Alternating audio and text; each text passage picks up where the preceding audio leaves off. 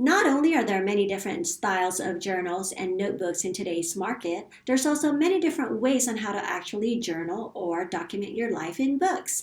In today's video, I'm going to share with you one of those centuries old methods, as well as show you my personal setup that I started last year. I'm also going to give you a sneak peek of the newest leather that we have in the studio Sojourner lineup, which we actually just sent out last week to our folio subscribers. So please stay tuned.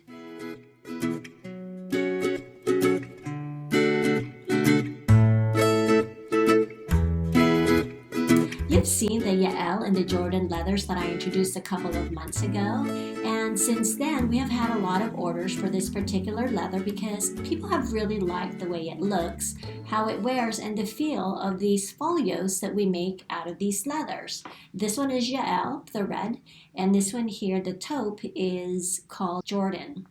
This particular one is in my personal collection, which explains the deep markings on it. If you followed me for a time, you know that I choose the marked up leathers for my own personal use. And I just really like the way the blemishes look. But anyway, because it's such a popular leather, I thought I'd bring in a new color. The first batch shipped last week as part of the second installment in the quarterly folio subscription. I thought I'd introduce it to our subscribers first. So if you are part of the folio subscription, hopefully you've received yours by now, or at least it's going to come in real soon. But let me go ahead and show you the newest leather in the lineup, which is named Enoch. As you can see, Enoch is just like the Yael and the Jordan. It is soft, pliable, and floppy. And if you already own a Sojourner in either the Yael or the Jordan, then you know that this leather feels really nice in your hands. As many of you know, my brand is simple, lightweight, and travel-friendly. And this leather is just that. As you toss it in your bag or travel with it, you will see that it wears really nicely. Some scratches can even be rubbed off, which I will show you in the Yael because it shows up better on that. As you can see, I am scratching this with my nails.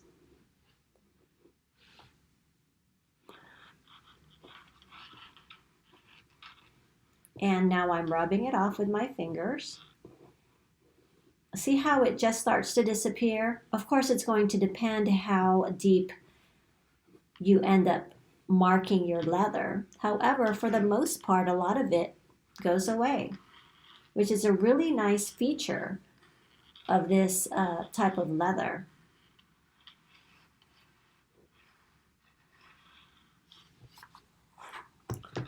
So this particular folio in the subscription that we sent last week is a large field note size. As some of you may recall, when I first began offering Sojourners, I actually started with the small field notes. They're the memo books. They are 3.5 by 5.5 inches tall. In the summer of 2014, Field Notes actually came out with a limited edition that is a bigger size than their memo books. This larger size is 4 3/4 by 7.5 inches tall. They printed only 25,000 of these packs and called it the Arts and Sciences books. But once their stock was sold out, it was gone. And it wasn't until last year, I believe, that they began offering this same size in the pitch black, which I am really happy to announce that it is part of their permanent collection now. This large field note size is a great size for what I would like to show you next, my Commonplace book, or books I should say. I began using a Commonplace book last year because I wanted to have one place to jot down all the things that I'm researching and learning, basically as a reference to look back on at a later time. A commonplace book is not something new. It's really been around for centuries. It's different from a diary or journal in that the journal or a diary is usually chronological and introspective. The Commonplace book is more like a scrapbook of ideas and information. A definition I found online was in an article by a gentleman named Ryan Holiday. He defines it as a central resource or depository for ideas, quotes, anecdotes, observations, and information you come across during your life and didactic pursuits. The purpose of the book is to record and organize these gems for later use in your life, in your business, in your writing, speaking, or whatever it is that you do.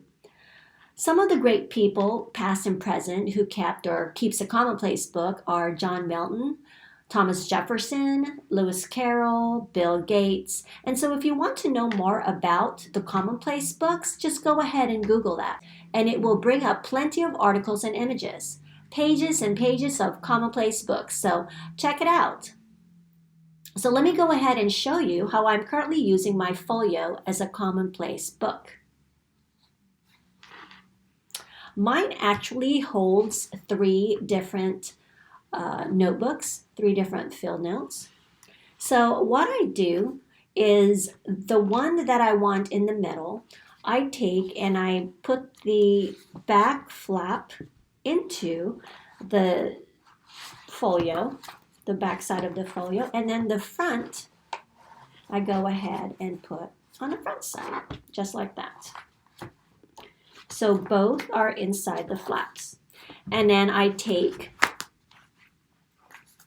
the other one that I want to go into the front, and I take that front flap and insert it in there.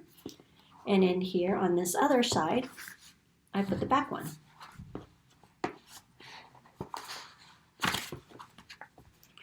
So again, mine can hold up to 3 different books.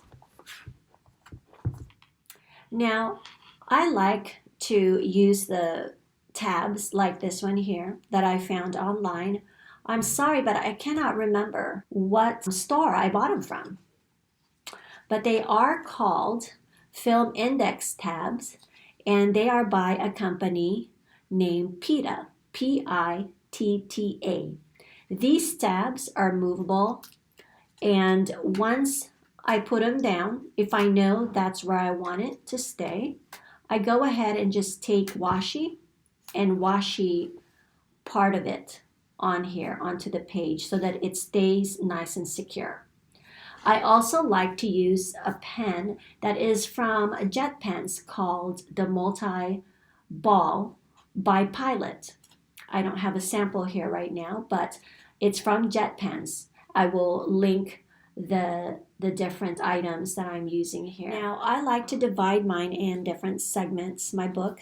And so my book 1 has notes on books that I'm currently reading. The first one is a marketing book. And so here I started writing notes about what I'm reading. The second book I'm trying to read, so I divided this in half because I know I'm going to be taking a lot of notes.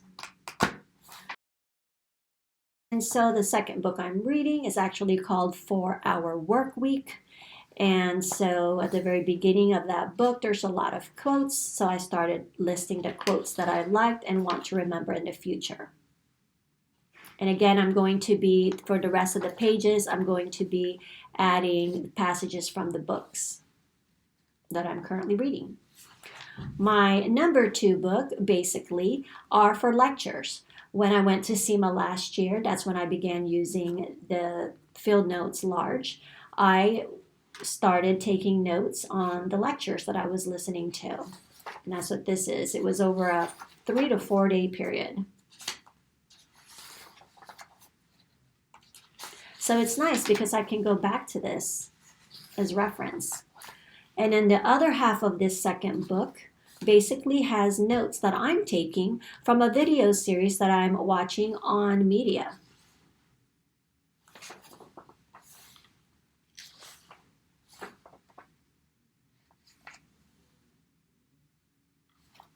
Now my third book that's in here, I use for business notes. I have a running list of things that I need to do. This is actually a very short list. I haven't written all the other things yet. I need to transfer it in here. My scope ideas, some drawings, a list of the NaNoWriMo that I'm doing and participating in this month, names of possible leathers in the future. Whenever I see a name that I like, I just start jotting them down so I'm prepared. And in here I was taking notes on the commonplace books that I was researching. And on the other half of this third book, it holds some personal things such as grocery list, recipes, and then I went to a different church near me, and there was a special lecture, and so I took lectures on that and put it in this book. Again, it's so that I can reference them in the future. So I hope that I've inspired you to do some research on the subject, and perhaps you can start a commonplace book of your own. But I wanted to go ahead and leave you with a couple of things that are ideas of what you can use a commonplace book for. So you can use them for quotes, for lists, for recipes, passages from books, as I've mentioned, ideas, inspirational speeches, poems, statistics, formulas, design ideas. I mean, any subject that you can think of, you can use this as something that you can reference back to. Again, it's a commonplace book. And so with that, I want to go ahead and say goodbye. And I hope that I have given you some ideas. And if you have other ideas of your own of the different subjects that you can put in a commonplace book, please go ahead and share in the comments below. So thank you very much for hanging out. As usual, keep on documenting life as it happens. Bye-bye.